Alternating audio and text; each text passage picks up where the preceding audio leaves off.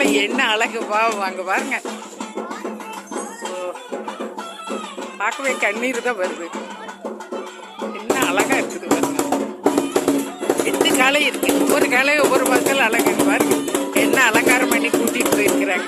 எங்க பழனி போறீங்களா? எங்க இருந்து வர்றீங்க? குளத்துப்பாளையத்துலேருந்து வர்றீங்களா?